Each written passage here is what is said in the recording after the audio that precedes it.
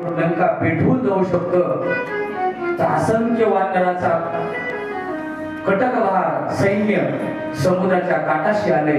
काय करावं लागल?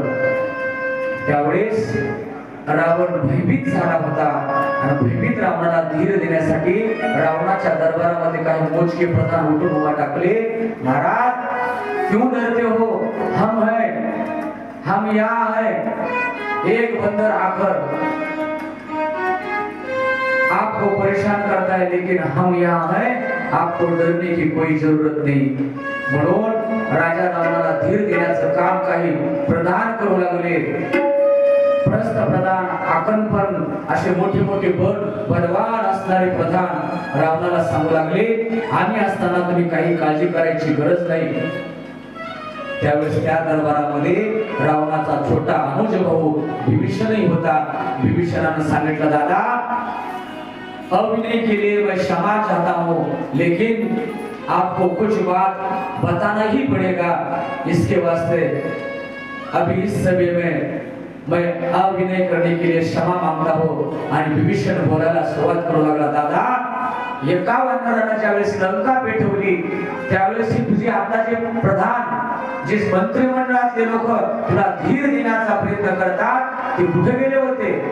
दादा, माझा एक, ज्या रामासोबत तू वैरत्व निर्माण केलं तो त्रिभुवनाचा मालक आहे, आणि त्या त्रिभुवनाच्या मालकाला जर तू शरण गेला दादा, तर आपल्या कुळाचा सुद्धा उद्धार होईल.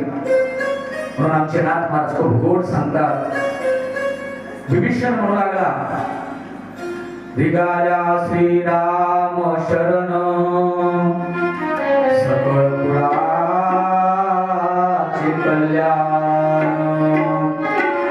तुमची वाचतील प्राण, कुंभकर्ण वाचे.